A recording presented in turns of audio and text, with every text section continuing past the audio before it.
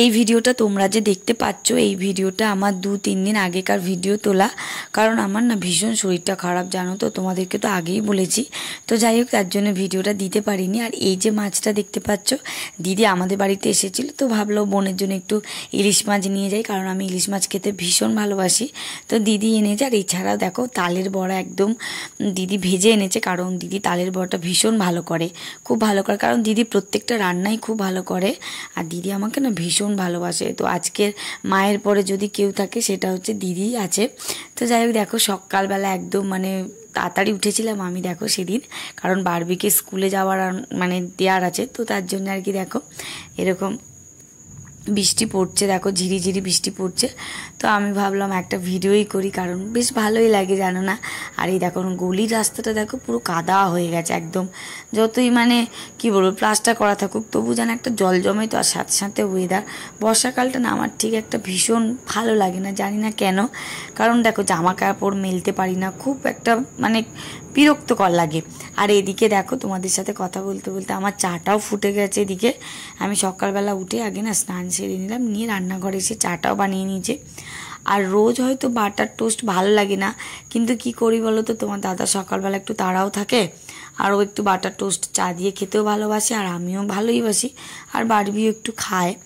তো যাই হোক, দেখো সকালবেলা উঠে আগে চাটা বানালাম, বানিয়ে নিয়ে টোস্টটাও বানিয়ে নিয়েছি এদিকে।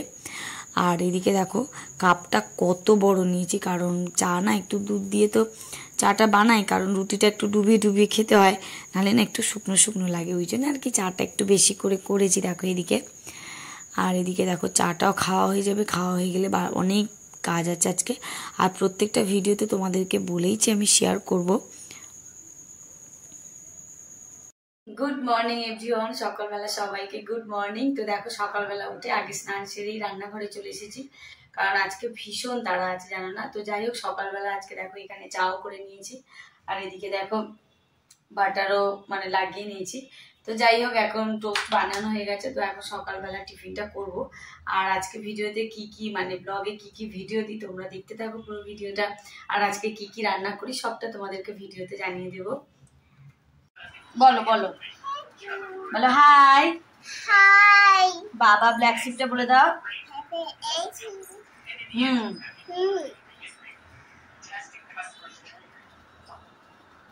রেন রেনটা বলে দাও, রেন রেন।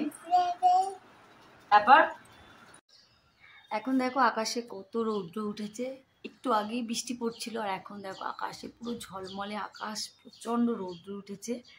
দেখো কখন যে কি হচ্ছে ওয়েদার বোঝাই যাচ্ছে না জানো।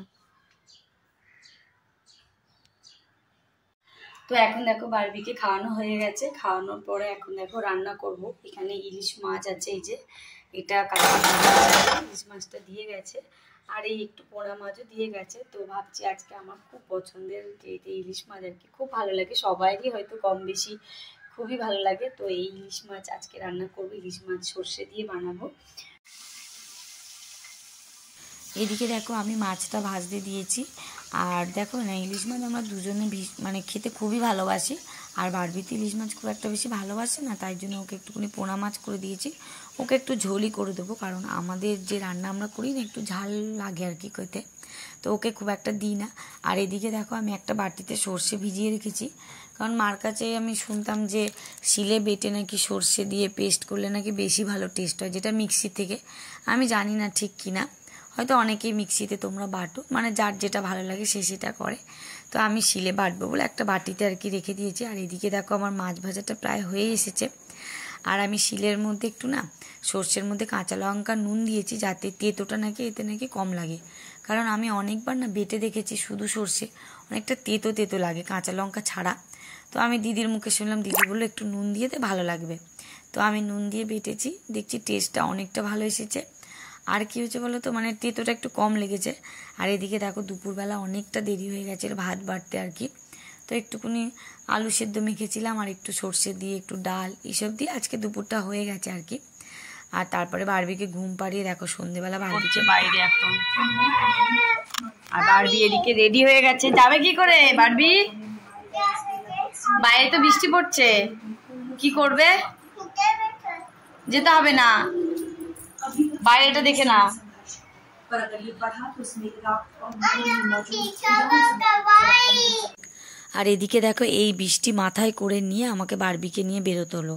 কারণ কি বলো তো, ও তো একা একা থাকে, ও তো কারোর সাথে খুব একটা বেশি মেশে না, আর ও বাইরে যাওয়ার জন্য পাগল হয়ে যায়। তো যার জন্য একটু বিকেল হলেই আমি ওকে নিয়ে বাইরে বেরোই, আইদার ফুচকা খেতে যাই, নালে কিছু খেতে। আর এই যে দোকানটা দেখছো, এটা হচ্ছে হাতিবাগানে এই কাকিমাটার কাছ থেকে আমি প্রত্যেক দিনই রুটি কিনি, কারণ আমি বাড়িতে খুব একটা রুটি বানাতে পারি না। তো দেখো রুটি কিনতে গেছি, তো কাকিমার মেয়েটা বলছে তুমি কি ব্লগ করো দিদি? আমি বললাম হ্যাঁ। তো যার জন্য ওরও একটা ভিডিও তুলে নিলাম। তো যাই হোক রুটিটা কিনে নিয়ে এখন রাস্তা পেরিয়েছি। এদিকে দেখো কত ব্যাগের দোকান, কারণ সামনেই তো দুর্গাপুজো এসে গেছে। এখন ব্যাগের কালেকশন খুব ভালো, ব্যাগ জামা কাপড় তোমরা যাই পাবে হাতিবাগান মার্কেটে খুব ভালো পাওয়া যায়। তো দেখো এখন আমি জামাটাও মানে বারবির একটা নিলাম, আর ভাবছি একটা বর্ষাকালের জন্য জুতোও নেওয়া যাক। তো দেখো এখানে কত ধরনের জুতো, প্লাস্টিকের জুতো প্রচুর রয়েছে, কারণ বারবিকে নিয়ে তো স্কুলেও যেতে হবে। তো যার জন্য একটা জুতোও কিনে নিয়েছি। আর ভাবলাম রাস্তায় দাঁড়িয়ে দাঁড়িয়ে একটু মোচা কিনবো, কারণ চিংড়ি মাছ খাওয়ার মানে চিংড়ি মাছ দিয়ে রান্না করার জন্যে। আর একটু বেগুনও নেবো, ইলিশ মাছ যেহেতু আছে। তো দাদাটার কাছ থেকে দেখো একটা মোচা নিয়েছি, খুব বড় দেখে মোচা। তারপর ভাবলাম একটু চিংড়ি মাছ নিয়েও যাওয়া যায়, কারণ শুধু মোচা তো রান্না করলে ভালো লাগে না। তো দেখো চিংড়ি মাছও নিয়ে নিয়েছি। তারপরে যেটা হলো তোমাদেরকে বলি, দেখো বৃষ্টির মধ্যে পুরো একদম মানে এত জোরে বৃষ্টি পড়ছে ধারণার বাইরে। কৌশিকও নেই, আমি আর বারবি পুরো একটা কাকুর দোকানে আর কি ঘুগনি মতো দোকান, ঘুগনি বানায় আর কি। তো ওখানেই দেখো দাঁড়িয়ে আছি দুজনে মিলে, হাতে দু হাতে বাজার ভর্তি। না পাচ্ছি বাড়িতে আসতে, না পাচ্ছি রাস্তায় বেরোতে, এত বৃষ্টি। আর একটাও লোকও নেই জানো না। লাস্টে কী করলাম বলো তো, তোমাদের দাদাকে বললাম তুমি এসো, তারপরে আমি বাড়ি যাব। তো পুরো 2 ঘন্টা জানো না রাস্তায় দাঁড়িয়েছি, মানে এরকমটা না আমার কোনো দিন এর আগে হয়নি। দেখো আর তোমাদের দাদাকে দেখো 2টো ব্যাগ ধরিয়ে দিয়েছে, আর আমি বারবিকে নিয়ে আস্তে আস্তে হেঁটে যাচ্ছি। আজকে ব্লগটা এই পর্যন্ত, ভালো লাগলে লাইক করে দিও।